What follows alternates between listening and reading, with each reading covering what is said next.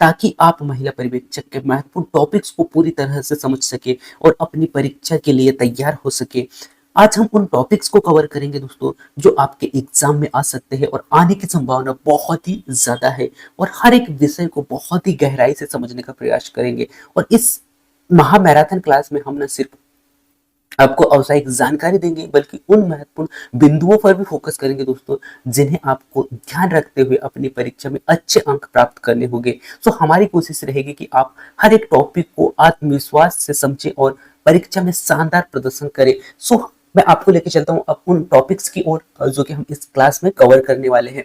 और यहाँ पे बहुत सारे टॉपिक्स हैं दोस्तों, आपको लास्ट तक टिके रहना है क्योंकि ये वो टॉपिक्स होंगे जो आपको हर एक टॉपिक, यानी कि मैं ये कहूंगा दोस्तों कि हर एक टॉपिक जो है आपको 2 या 3 नंबर यहाँ से दिलाएगा। और ये बहुत ही अच्छा और बहुत ही शॉर्ट फिल्टर हुआ जो क्लास होगा महामैराथन वाला, जो कि आपका एक तो समय बचाएगा और बहुत सारा फैक्ट ऐसा होगा जो कि डायरेक्ट आपसे क्वेश्चन में यानी कि डायरेक्ट एग्जाम में आपको यहाँ से पॉइंट देखने को मिलेंगे। ठीक है, सो आप अच्छा से इस क्लास को देखिएगा। ठीक है, सो हम पहले देखते हैं दोस्तों महिला सशक्तिकरण से जुड़े कुछ महत्वपूर्ण योजनाएं, क्योंकि आप सभी को पता है कि योजनाएं शुरू स्टार्ट से ही आ रहे हैं। हाँ, परिवर्तन हुआ है धीरे धीरे, तो परिवर्तन उनमें हुआ है दोस्तों कि जो पहले जो योजनाएं पूछे जा रहे थे उन योजनाओं को छोड़कर अब नए जो योजनाएं हैं वो यहाँ पर जो है करते हुए आपसे क्वेश्चन पूछे जा रहे हैं महिला पर्यवेक्षक में। तो मैंने भी उसी तरीके से यहाँ पे कुछ ऐसी योजनाएं रखा है जो कि नई योजनाएं हैं। सो आपको आपके एग्जाम में बहुत हेल्प करने वाले हैं, क्योंकि हमें एग्जाम का पैटर्न को देखते हुए और जो एनालिसिस जब हम करते हैं तो हमें ये पता चलता है कि हाँ क्वेश्चन यानी कि एग्जाम में क्वेश्चन किस तरीके से पूछे जा रहे हैं। तो उसी आधार पर यदि हम तैयारी करते हैं तो कहीं ना कहीं हम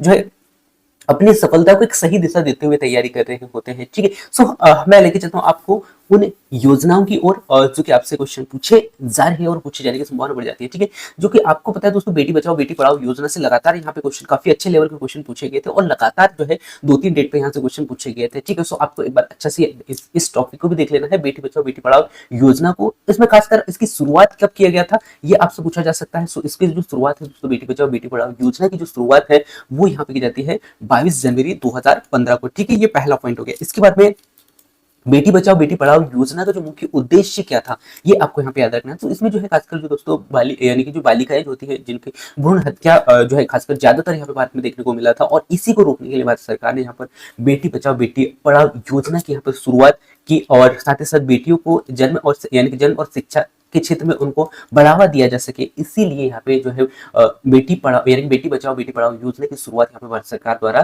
की जाती है। ठीक है, सो उद्देश्य मैंने आपको बताया पहला भ्रूण हत्या को रोकना। ठीक है, और साथ साथ जो है बेटियों के जन्म और शिक्षा को बढ़ावा देना इसका मुख्य उद्देश्य था। ठीक है, इसके बाद में नेक्स्ट अगर कुछ महत्वपूर्ण पॉइंट मैं आपके सामने रखता हूँ दोस्तों।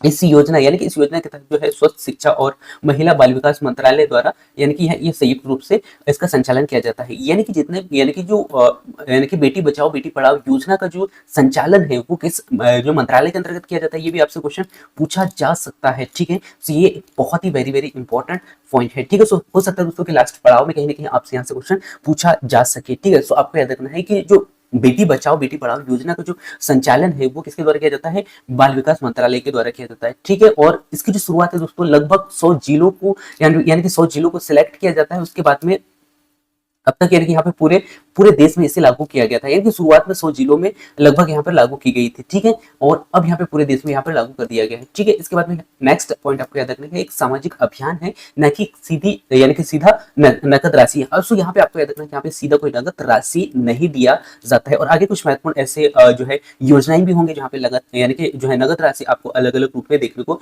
मिलता है। ठीक है, वो भी हम यहाँ पर देखेंगे। सो आपको यहाँ पे समझ में आ गया दोस्तों बेटी बचाओ बेटी पढ़ाओ योजना में हमने क्या देखा, पहले तो शुरुआत देखा, इसके बाद में इसका उद्देश्य खासकर उद्देश्य और शुरुआत 2 पॉइंटों से क्वेश्चन पूछे जा रहे हैं। और तीसरा जो पॉइंट है इस योजना का जो संचालन है वो कौन सा विभाग कर रहा है, तो ये आपको याद रखना है बाल विकास मंत्रालय कर रहा है इसका बेटी बचाओ बेटी पढ़ाओ योजना का। ठीक है, ये आपको यहाँ पे याद रखना है। इसके बाद में 2024 है दोस्तों 2024 का जो अपडेट जो कि 2025 का अपडेट नहीं देखने को मिलेगा बल्कि आपको 2024 का अपडेट मैं आपको बता देता हूँ।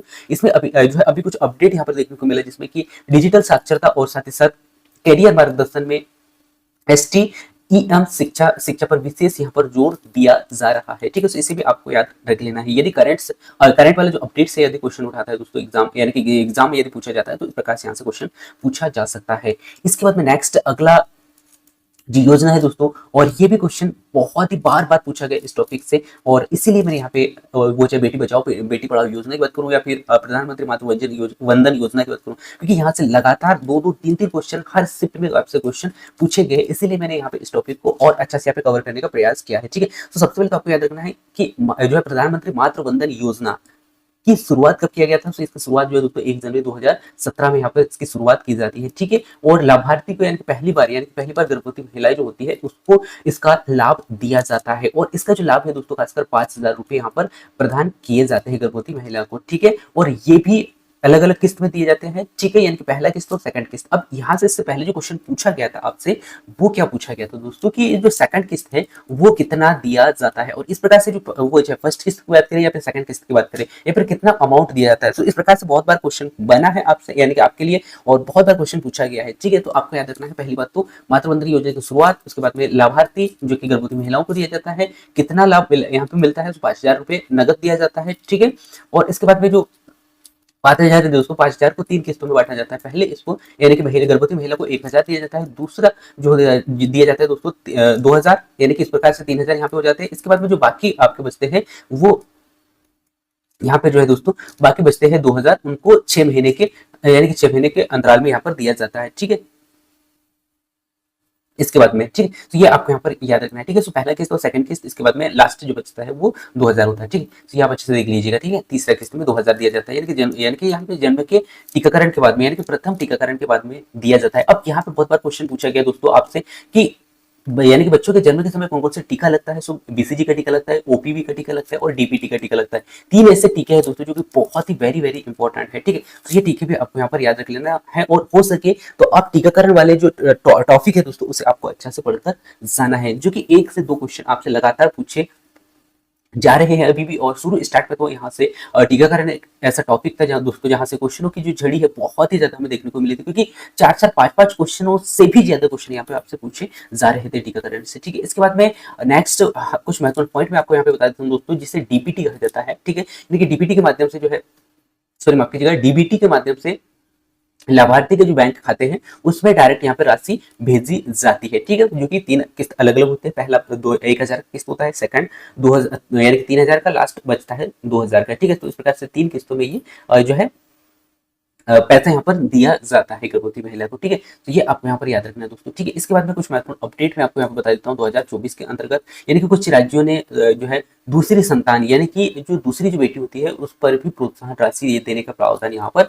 किया है। ठीक है, ये आप ध्यान दीजिएगा। ठीक है, इसके बाद में नेक्स्ट अगला योजना आता है दोस्तों। इस प्रकार से हमने यहाँ पे 2 योजनाएं देख लिया दोस्तों, और ये दोनों योजनाएं आपको यहाँ पे समझ में आ गए होंगे मैं तो उम्मीद करता हूँ। इसके बाद नेक्स्ट अगला योजना आप देख पा रहे होंगे जो कि आपके स्क्रीन पे शो हो रहा है, सखी वन स्टॉप सेंटर योजना, जिसे कहा जाता है ओएससी। ठीक है, अब ये योजना क्या दोस्तों, इस योजना की जो शुरुआत है 1 अप्रैल 2015 में यहाँ पे इस योजना की शुरुआत की जाती है दोस्तों। और ये योजना खासकर इस योजना का जो उद्देश्य था दोस्तों, जो हिंसा के शिकार हो रही महिलाओं को एक स्थान यानी कि एक स्थान पर सभी प्रकार की सहायता प्रदान करना इसका मुख्य उद्देश्य था। ठीक है, तो ये आपको यहाँ पर याद रखना है। पहला यानी कि सखी वन स्टॉक सेंटर योजना की शुरुआत कब किया गया था, 1 अप्रैल 2015 में किया गया था। इसको उद्देश्य क्या था, यानी कि हिंसा से शिकार महिलाओं को एक ही हिंसा, कोई महिला ऐसी है जो हिंसा से शिकार है तो उनको एक ही जगह पर सभी प्रकार की सहायता प्रदान किया जा सके, इसका इसीलिए ये योजना यहाँ पर स्टार्ट की गई थी, जिसमें कि पुलिस सहायता सेवा, मेडिकल सहायता या फिर कानूनी परामर्श या फिर जो है साइको सोशल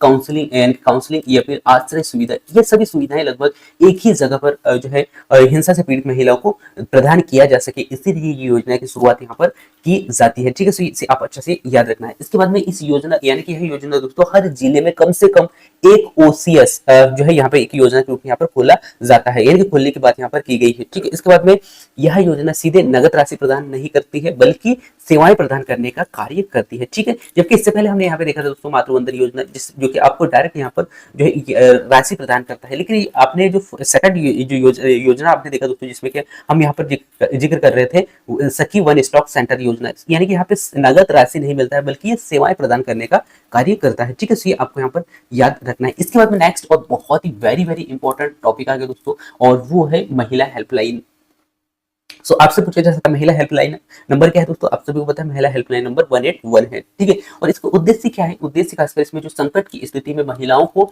तत्काल सहायता प्रदान करना करना और साथ साथ मार्गदर्शन प्रदान करना इसका मुख्य उद्देश्य होता है, ठीक है। और इसमें जो हेल्पलाइन नंबर होता है दोस्तों 24x7 कार्य करता है, ठीक है, यानी कि 24 घंटे, यानी कि 7 दिन में 24 घंटे लगातार ये दिन रात चालू रहता है, ठीक है।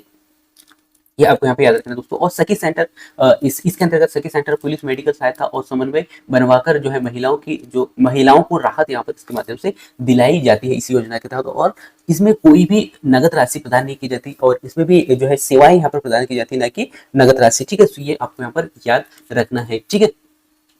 इसके बाद में यहाँ पे कुछ महत्वपूर्ण अपडेट आप देख लीजिएगा दोस्तों। अब हेल्पलाइन नंबर, यानी कि हेल्पलाइन नंबर एक मोबाइल ऐप में भी जो यानी कि जुड़ चुका है, ठीक है। ये जो मोबाइल नंबर है दोस्तों, यानी कि महिला हेल्पलाइन नंबर, अब यहाँ पे इसके लिए एप्लीकेशन भी लॉन्च कर दिया गया है, ठीक है। तो ये भी आप देख लीजिएगा, ठीक है। इसके बाद में नेक्स्ट अगला जो योजना है दोस्तों वो है जननी सुरक्षा योजना, ठीक है।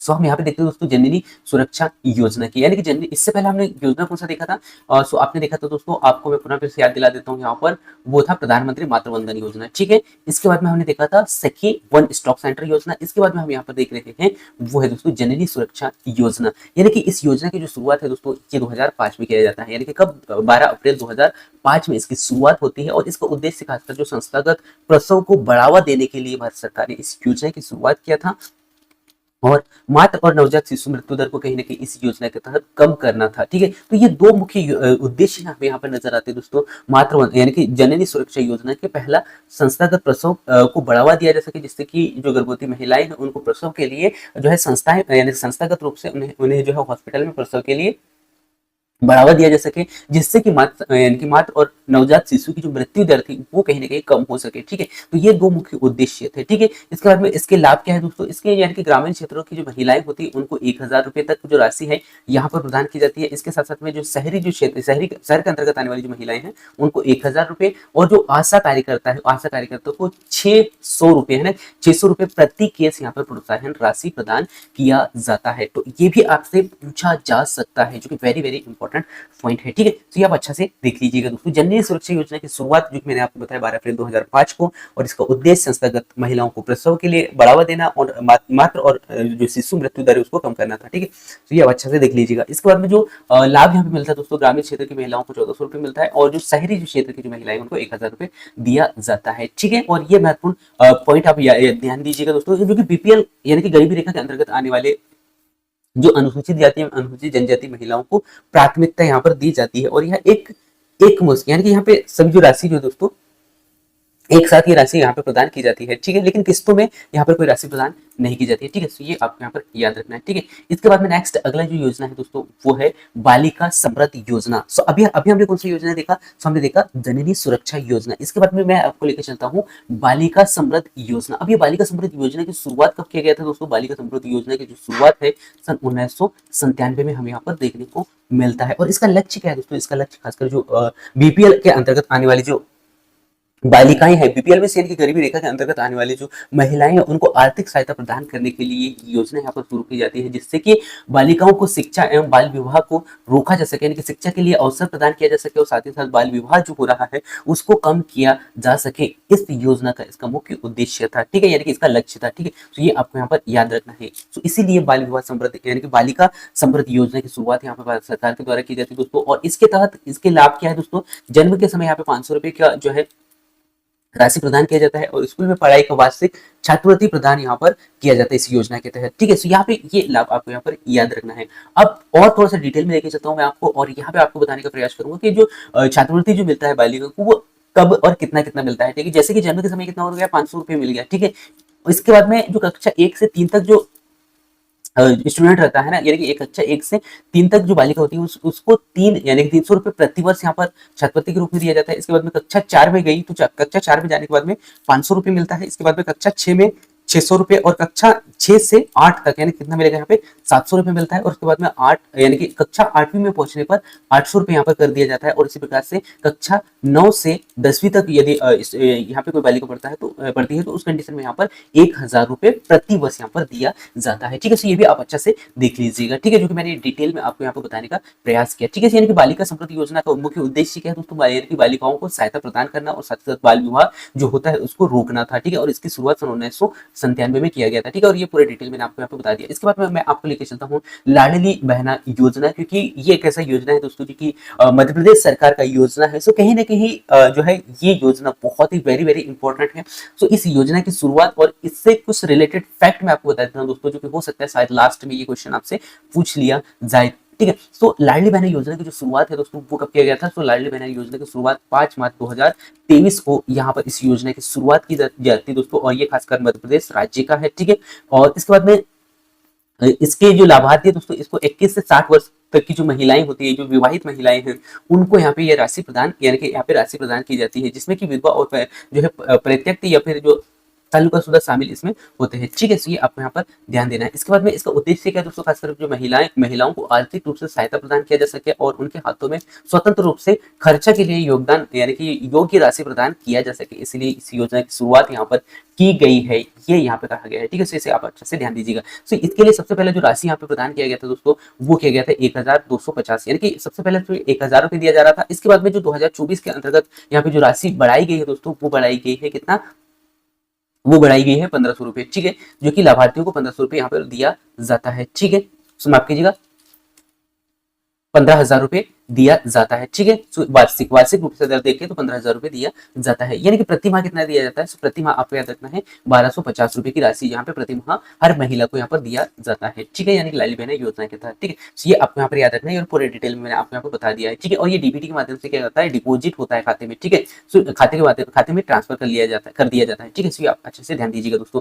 और योजना के अंतर्गत आने वाली जो महिलाएं हैं दोस्तों, इनमें खासकर 2.5 लाख से कम इनका आय होना चाहिए और महिलाओं के नाम में कोई आयकर खाता नहीं होना चाहिए, तो उस कंडीशन में उस महिला को ये लाभ मिल सकता है। ठीक है, तो ये आप अच्छा से देख लीजिएगा। और इस योजना में जो खासकर अभी प्रधानमंत्री उज्ज्वला योजना और आयुष्मान कार्ड और साथ साथ लाडली बहना योजना को समन्वय करने का कार्य यहाँ पर हो रहा है। तो ये आगे का अपडेट में हमें यहाँ पर देखने को मिलेगा। ये भी पॉइंट आपको यहाँ पर अच्छा से याद रख लेना है, जो कि मैंने आपको यहाँ पर बताने का प्रयास किया। ठीक है, तो यहाँ पे हमने देखा दोस्तों लाडली बहना योजना और लाडली बहना योजना के से रिलेटेड जितने भी फैक्ट थे वो मैंने आपको यहाँ पर बताने का प्रयास किया। इसके बाद में नेक्स्ट अगला है दोस्तों मुख्यमंत्री बाल आशीर्वाद योजना। ठीक है, तो मुख्यमंत्री बाल आशीर्वाद योजना की जो शुरुआत है ये किया गया दोस्तों 2023 में। कब किया गया, 2023 में किया गया। और उसमें खासकर ऐसे बच्चों को सहायता के लिए ये स्टार्ट किया गया दोस्तों, जिसमें कि जो अनाथ के अंतर्गत आते हैं, यानी कि जिनके माता पिता नहीं है, उनको शासकीय रूप से सहायता प्रदान करने के लिए इस योजना की शुरुआत की जाती है, जिसमें कि शासकीय बाल गृहों यानी कि बाल गृहों में नहीं रह रहे हैं, लेकिन उनकी देखभाल जो है परिवार अभिभावक कर सके, इसके लिए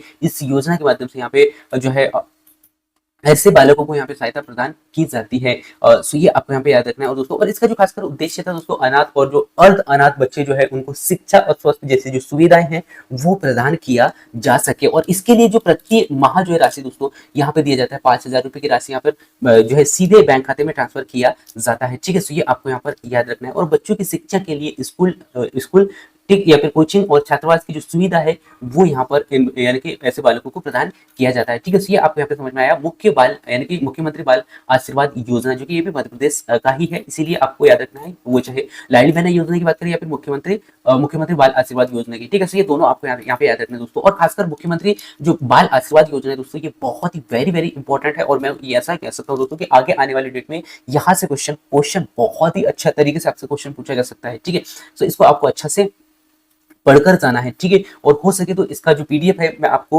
इसका टेलीग्राम लिंक पर दे दूंगा, वहां से जाके आप डाउनलोड कर सकते हैं। और टेलीग्राम लिंक जो है दोस्तों आपको इसी वीडियो के डिस्क्रिप्शन में देखने को मिलेगा, वहां से जाके आप डाउनलोड कर सकते हैं। ठीक है, और ये पूरा मैंने डिटेल आपको बता दिया है कि आप अच्छे से देख लीजिएगा। और जो किस्तें हैं दोस्तों, पहले जो किस्तें यहाँ पे दिया जाता है यानी कि हर महीने 5,000 दिया जाता है, यहाँ पे अलग अलग नहीं दिया जाता है। ठीक है, और बालक जो है दोस्तों खासकर 18 वर्ष से यानी कि बालक जो है 18 के होने तक ये यानी कि ये जो लाभ है वो मिलता है, यानी कि 18 प्लस यदि हो गया तो ये राशि यहाँ पर नहीं दिया जाता है। यानी कि बचपन यानी कि बच्चा छोटा है, छोटे से 5 वर्ष तक सॉरी माफ कीजिएगा 18 वर्ष तक ये राशि यानी कि यह जो लाभ है इस योजना का लाभ यहाँ पर इस बच्चे को मिलता है। ठीक है, तो आप ध्यान देंगे दोस्तों। ठीक है, इसके बाद में नेक्स्ट अपडेट क्यों लेके चलता दोस्तों, और अब ये इसके अंतर्गत जो है NEET यानी कि NEET या फिर JEE जैसे जो कॉम्पिटिटिव एग्जाम्स होते हैं दोस्तों, इनके लिए भी कोचिंग फीस की जो सहायता है इस योजना के तहत ऐसे बच्चों को यहाँ पर प्रदान किया जाता है। ठीक है, तो ये भी आप अपडेट देख लीजिएगा दोस्तों। ठीक है, इसके बाद में नेक्स्ट अगला जो है योजना है दोस्तों, वो आप देख पा रहे होंगे। अब योजना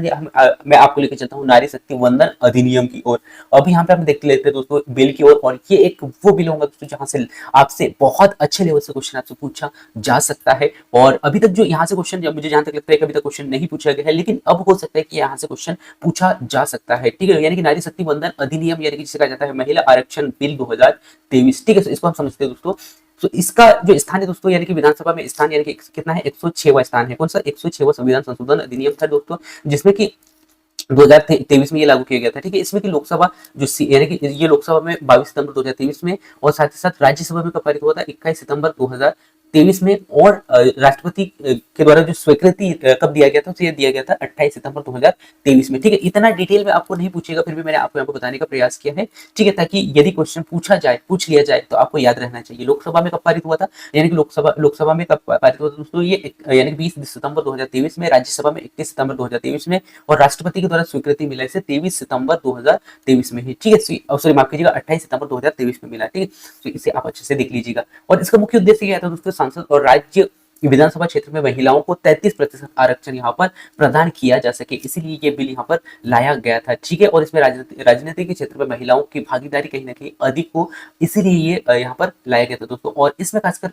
लोकसभा और राज्यसभा के लिए महिलाओं के लिए जो है 33% सीट यहाँ पर प्रदान किया जा सके, इसके लिए ये योजना यहाँ पर स्टार्ट की जाती है, यानी कि ये अधिनियम यहाँ पर लाया जाता है दोस्तों। और SC/ST वर्ग के अंतर्गत आने वाली जो आरक्षित सीट है उनमें भी महिलाओं को 33% आरक्षण यहाँ पर प्रदान किया गया है। ठीक है, और यह आरक्षण की जो व्यवस्था है दोस्तों खासकर अभी 15 वर्ष तक लागू रहेगी, ये यहाँ पर कहा गया है। ठीक है, तो ये आपको यहाँ पर याद रखना है। इसके बाद में जो है प्रभाव, यानी कि जो है ये लागू होने की तिथि है या फिर ये प्रभाव क्या रहेगा, ये हम यहाँ पर देख लेते हैं दोस्तों। यानी कि जनगणना और जो परिसीमन प्रक्रिया के बाद में ये आरक्षण यहाँ पर लागू होगा। ठीक है, यानी कि जनगणना और उनके आधार पर सीटों का यहाँ पर पुनः विनिर्माण होने के बाद में ये यहाँ पर पूर्ण रूप से स्टार्ट होगी। ठीक है, तो ये आप अच्छा से ध्यान दीजिएगा दोस्तों। ठीक है, और नेक्स्ट कुछ महत्वपूर्ण पॉइंट मैं आपको बता देता हूँ दोस्तों। इस अधिनियम के तहत नारी शक्ति वंदन योजना का नाम दिया गया, और साथ साथ ऐतिहासिक अधिनियम जो है दोस्तों खासकर जो भारतीय जो राजनीतिक क्षेत्र में जो लैंगिक समानता की दिशा में एक बड़ा कदम कहीं ना कहीं हमें देखने को मिल रहा है। ठीक है, तो ये आप अच्छा से देख लीजिएगा, जिसमें कि आप यहाँ पे क्या दोस्तों लगभग जो महिलाओं को यानी कि सांसद का जो प्रतिशत है दोस्तों वो 15% था, और अब कितना कर दिया गया है, पहले कितना था 15% था, और अब यहाँ पर जो संख्या बढ़ाकर कितना 33% आरक्षण यहाँ पर कर दिया गया है। ठीक है, तो ये आपको यहाँ पर याद रखना है, महिला सांसदों की जो प्रतिशत है वो अब यहाँ पे बढ़कर 15 से कितना हो गया, 33 हो गया। ठीक है, तो ये भी आप अच्छे से ध्यान दीजिएगा दोस्तों। इसके बाद में कुछ महत्वपूर्ण अपडेट आप देख लीजिएगा जो कि आपके सामने यहाँ पर दिया गया है। ठीक है, इसके बाद में नेक्स्ट कुछ महत्वपूर्ण पॉइंट मैं आपको और यहाँ पे बताता हूँ दोस्तों, जिसमें कि महिला और बाल विकास मंत्रालय के अंतर्गत आते हैं, और यहाँ से भी क्वेश्चन पूछा जा सकता है। और महिला एवं बाल विकास मंत्रालय के अंतर्गत कुछ महत्वपूर्ण गतिविधियां हैं, उनको हम यहाँ पर देखते हैं। पहला हम देखते हैं दोस्तों बजट, यानी कि महिलाओं और बच्चों के लिए बजट का जो आवंटन है क्या है वो हम यहाँ पर देखते हैं। ठीक है, सो कुल आवंटन यदि हम देखें दोस्तों महिला एवं बाल विकास मंत्रालय के लिए, तो यहाँ पे 26 करोड़ रुपए का लगभग राशि यहाँ पर आवंटित की जाती है दोस्तों। और यह राशि खासकर महिला सशक्तिकरण, पोषण, बाल कल्याण सुरक्षा योजना के लिए दी जाती है। ठीक है, और महत्वपूर्ण योजनाओं का आवंटन कौन से है दोस्तों, तो यहाँ पे आपको देखने को मिलेगा दोस्तों पोषण अभियान योजना के तहत जो है यहाँ पर 3200 करोड़ रुपए प्रदान किया जाता है। इसके बाद मिशन सखी योजना के लिए जो है 300 करोड़ रुपए प्रदान यहाँ पर किए गए। उसके बाद बाल संरक्षण योजना के लिए जो है 1700 करोड़ रुपए प्रदान किए गए हैं। ये इतना राशि आपसे नहीं पूछेगा, लेकिन आपको यहाँ पर पढ़ लेना है, पढ़ के जाना है, कब क्या क्वेश्चन आ जाए ये हमें नहीं पता होता दोस्तों। उसके बाद में जब हम क्वेश्चन को हल करके नहीं आते हैं ना, फिर बाद में पछताते हैं। तो इससे अच्छा यही है कि आप एक एक पॉइंट को आपको अच्छा से पढ़कर जाना है। ठीक है, और इसके बाद में नेक्स्ट मैं आपको बताता हूँ दोस्तों मिशन शक्ति के तहत सखी वन स्टॉक सेंटर, यानी कि जो 181 महिला हेल्पलाइन नंबर है, इसको और साथ ही साथ जो स्वाधार गृह और उज्ज्वला योजना है, इनको यहाँ पर सम्मिलित किया गया है। ठीक है, तो इसे भी आप अच्छा से देख लीजिएगा। ठीक है, इसके बाद में नेक्स्ट है दोस्तों राष्ट्रीय पोषण मिशन, जो कि 2024 की उपलब्धि में क्या अपडेट यहाँ पे हमें देखने को मिला है, उसको मैं आपको यहाँ पे बताने का प्रयास करता हूँ। सो राष्ट्रीय पोषण मिशन की जो शुरुआत है दोस्तों, ये कब किया गया था, 2018 में किया गया था, और इसका उद्देश्य खासकर कुपोषण को कम करना था, और जो 0 से 6 वर्ष तक के जो बच्चे हैं और या गर्भवती महिलाएं हैं उनको जो यहाँ पे सहायता प्रदान किया जा सके। साथ ही साथ जो धत्री महिलाएं हैं यानी कि जो गर्भवती महिलाएं हैं और साथ ही साथ जो किशोरियां हैं उनको यहाँ पे पोषण पूर्ण रूप से मिल सके या फिर उनकी जो कुपोषण की जो समस्या है उसे सुधार किया जा सके, इसीलिए यहाँ पे राष्ट्रीय पोषण मिशन की शुरुआत 2018 में यहाँ पर की जाती है दोस्तों। ठीक है, तो ये आपको मुख्य इसका उद्देश्य आपको याद रखना है। 2 उद्देश्य है, पहला कुपोषण को कम करना और इसमें भी खासकर जो धत्री महिलाएं या फिर जीरो से यानी कि जन्म से 6 वर्ष तक के जो बच्चे हैं उनको जो है पोषण यानी पोषक युक्त पदार्थ यहाँ पर दिया जा सके। ठीक है, ये आपको यहाँ पर याद रखना दोस्तों। इसके बाद में कुछ महत्वपूर्ण उपलब्धियां आपको यहाँ पे बता देता हूँ दोस्तों। पोषण पोषण ट्रैकर ऐप यहाँ पे लगी है दोस्तों, जो कि देश भर में पूरे आंगनबाड़ी कार्यकर्ताओं द्वारा ये उपयोग किया जा रहा है, ये भी आपको यहाँ पे याद रखना है। और उसके बाद में रियल टाइम डेटा मॉनिटरिंग यानी कि लाभार्थियों की निगरानी यहाँ पे इसके द्वारा किया जा रहा है। ठीक है, तो ये आप अच्छे से देख लीजिएगा दोस्तों। ठीक है, और यहाँ पे कुछ हद तक कहीं ना कहीं काफी हद तक यहाँ पे सुधार भी हुआ है दोस्तों इसके तहत। ठीक है, तो इसे भी आप अच्छे से देख लीजिएगा। ठीक है, और नेक्स्ट है दोस्तों, महिलाओं से जुड़ी कुछ महत्वपूर्ण रिपोर्ट की ओर लेके चलता हूं। और पहला जो रिपोर्ट आपको देखने को मिलेगा दोस्तों, वैश्विक लिंग अंतर सूचकांक 2024। ये भी मैं आपको यहाँ पे बता देता हूँ। ये वो टॉपिक्स है दोस्तों जहां से नए क्वेश्चन बनने की संभावना यहाँ पर बढ़ जाती है। ठीक है, सो हम यहाँ पे देखते हैं दोस्तों वैश्विक लिंग स्तर सूचकांक जो अभी हाल ही में जारी हुआ है। ठीक है, जो कि इसका उद्देश्य क्या है दोस्तों, इस सूचकांक को जारी करने का यानी कि विश्व भर में पुरुष और महिलाओं के बीच में जो सामाजिक, आर्थिक और राजनीतिक और वैश्विक असमानताएं हैं उनको मापना इसका मुख्य उद्देश्य है। इसीलिए वैश्विक लिंग अंतर सूचकांक यहाँ पर जारी किया जाता है समय समय पर। ठीक है, सो मुख्य 4 सूचकांक होते हैं दोस्तों।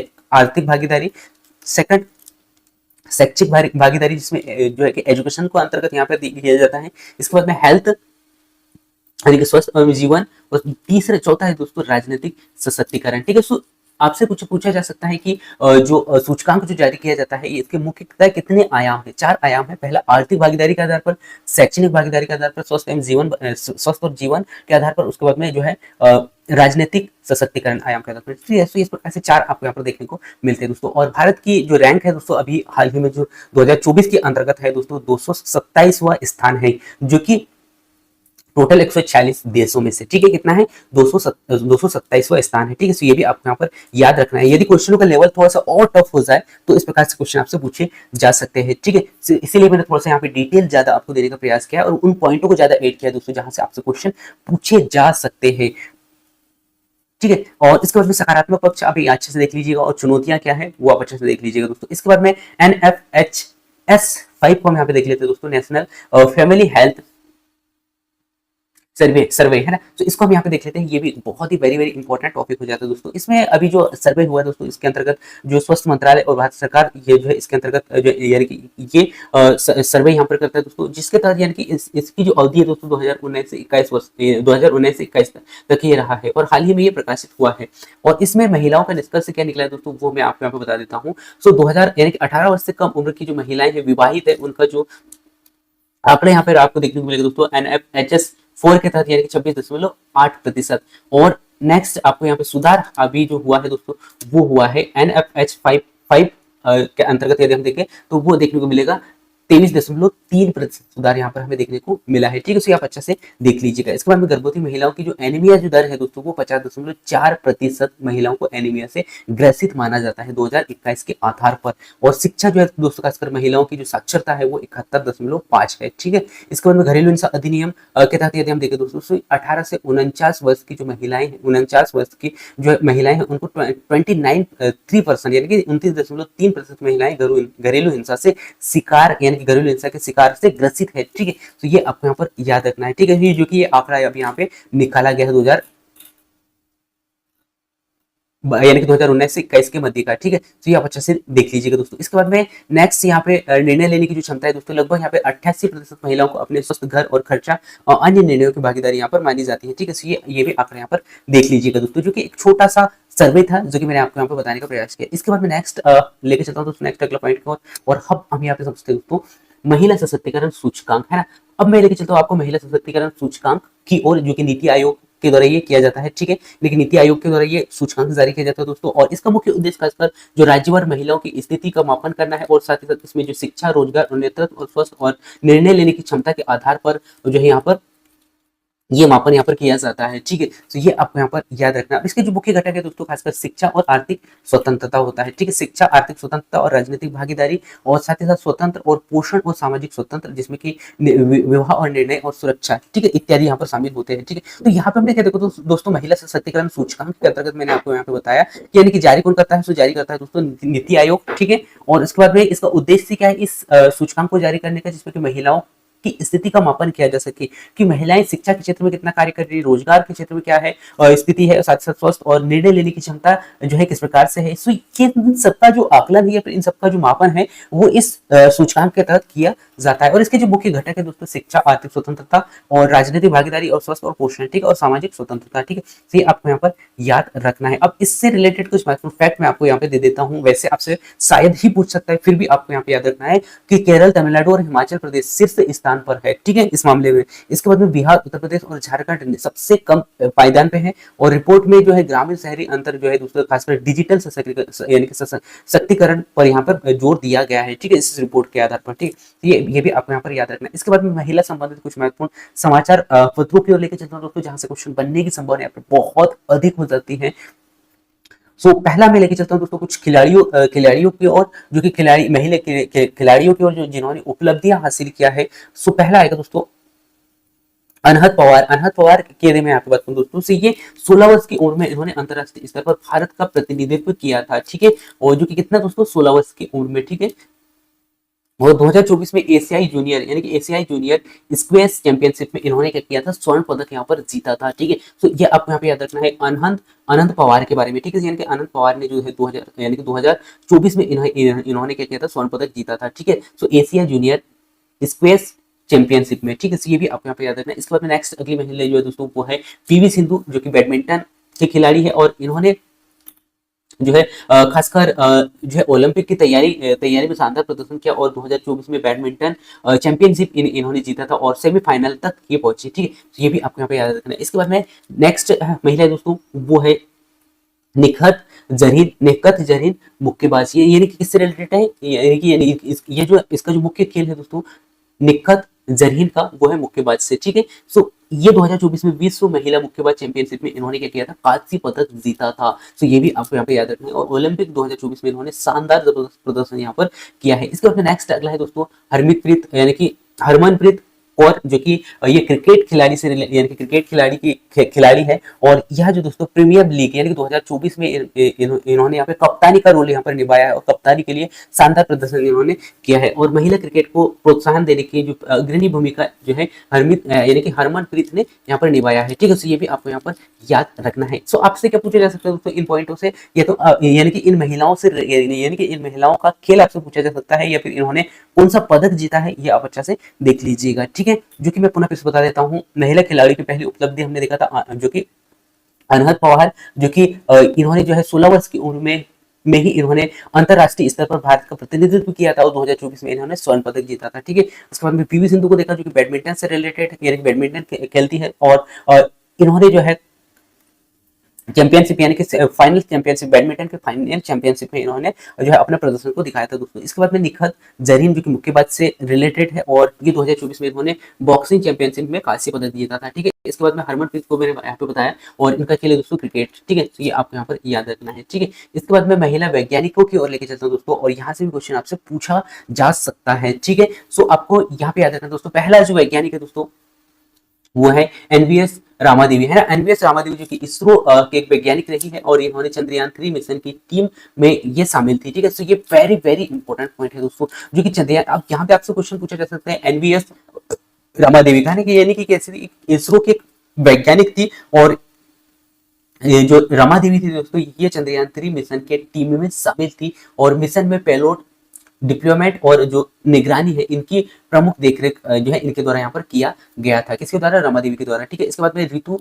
करिधाल श्रीवास्तव है दोस्तों, ऋतु करिधाल यानी कि करिधाल श्रीवास्तव, ये भी इसरो की महिला यानी कि इसरो की जो है महिला वैज्ञानिक रही है दोस्तों, जो कि मंगलयान और चंद्रयान प्रोजेक्ट की लीड कर रहे हैं, यानी कि लीड इसके द्वारा किया गया था, और जो कि रॉकेट वुमन ऑफ इंडिया के नाम से भी इसे जाना जाता है। अब यहाँ पे वेरी वेरी इंपॉर्टेंट पॉइंट आ जाता है दोस्तों, जो कि आपको याद रखना है कि जो रितु करिताल श्रीवास्तव है, इसको रॉकेट जो है वुमन ऑफ इंडिया के नाम से भी जाना जाता है। और 2024 में गगनयान मिशन की शुरुआत जो है इनके यानी कि शुरुआत में इनकी सलाह यहाँ पर मानी जाती है। ठीक है, तो ये भी आपको यहाँ पर याद रखना है। इसके बाद में डॉक्टर टेसी थॉमस यानी कि डॉक्टर थेसी जो थॉमस है दोस्तों, ये डीआरडीओ के रूप में इनके यानी कि इन्होंने कार्य किया था और मिशन वुमेन ऑफ इंडिया भी कहा जाता है। यानी कि इन्होंने 2024 में डीआरडीओ की उच्च स्तरीय वैज्ञानिक समिति को पुनः स्थापित यहाँ पर यानी कि नियुक्त किया था। ठीक है, तो ये तीनों आपको याद रखना दोस्तों, वो चाहे रमा देवी हो या फिर श्रीवास्तव यानी कि रितु करिताल श्रीवास्तव और डॉक्टर टेसी थॉमस, ठीक है, तीनों को आपको यहाँ पर याद रखना है। इसके बाद में नेक्स्ट है दोस्तों महिला आरक्षण से जुड़ी कुछ महत्वपूर्ण घटनाएं मैं आपको यहाँ पर बताता हूँ दोस्तों, जो कि संसद में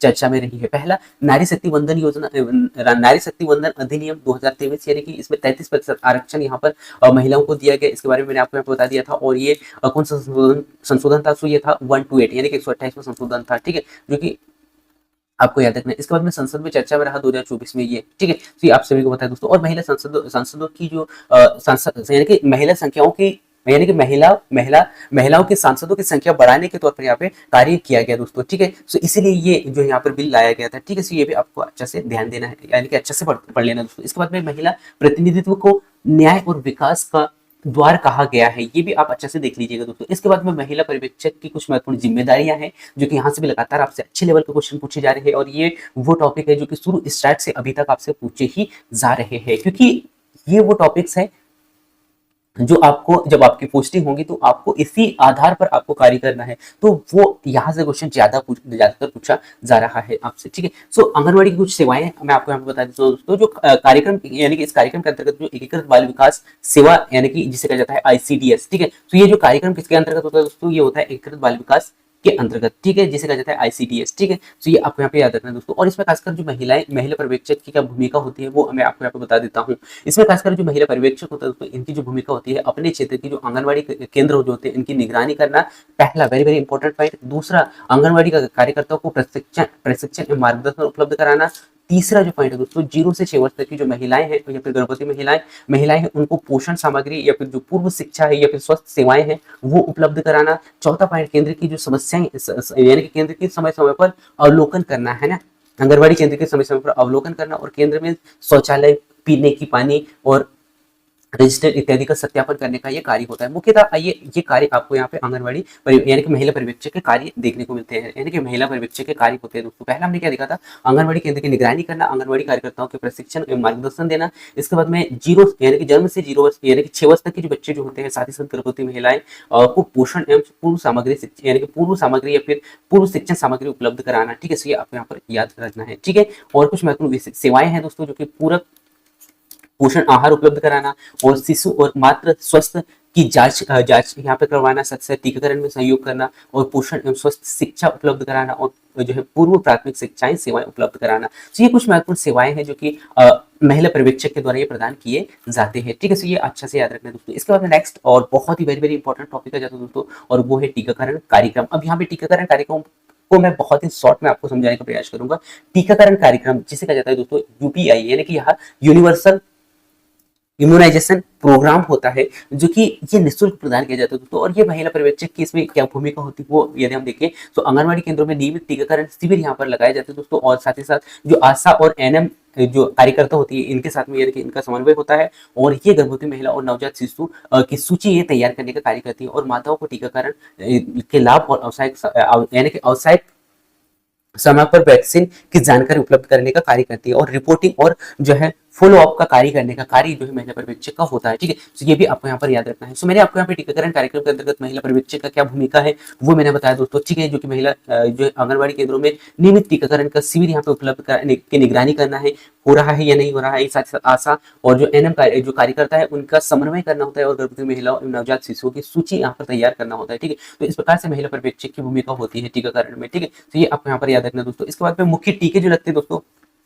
वो लगते हैं बीसीजी का टीका और डीपीटी का टीका और पोलियो और हेपेटाइटिस और बी और साथ ही साथ एमएमआर और रोटा वायरस। ठीक है, तो ये वो वायरस है जो कि लगातार आपसे पूछे जा रहे हैं और पूछे गए हैं। ठीक है, तो इनको आप अच्छे से पढ़कर जाना है। ठीक है, इसके बाद में नेक्स्ट है दोस्तों कुपोषण से लड़ने का प्रयास, कुपोषण से यानी कि लड़ने से संबंधित कुछ महत्वपूर्ण पॉइंट है, उनको भी मैं यहाँ पे बता देता हूँ दोस्तों। सो कुपोषण से लड़ने के प्रयास के अंतर्गत यदि हम यहाँ पे देखें तो पहला आपको देखने को मिलेगा राष्ट्रीय पोषण मिशन, और दूसरा दोस्तों संपूर्ण आंगनवाड़ी पोषण मिशन योजना, जो कि 2.0 योजना के तहत इसे माना जाता है। तो पहला है दोस्तों क्या है, महिला पोषण, यानी कि महिला पोषण मिशन, सॉरी राष्ट्रीय पोषण मिशन और संपूर्ण आंगनवाड़ी पोषण मिशन, ये दो कार्यक्रम यहाँ पर चलाए जाते हैं कुपोषण को कम करने के लिए, ठीक है। सो महिला पर्यवेक्षक की यहाँ पे क्या भूमिका होती है, वो यदि हम यहाँ पे देखें दोस्तों, तो आपको यहाँ पे याद रखना है कि जो कुपोषित बच्चे जो होते हैं, इनकी पहचान कर उनकी निगरानी करना होता है, और जो माताओं को, यानी कि जो माताएं जो कुपोषित है, उनको पोषण शिक्षा प्रदान करना होता है। साथ ही साथ आंगनबाड़ी केंद्रों में वजन, ऊंचाई या फिर मानसिक निगरानी जो करना है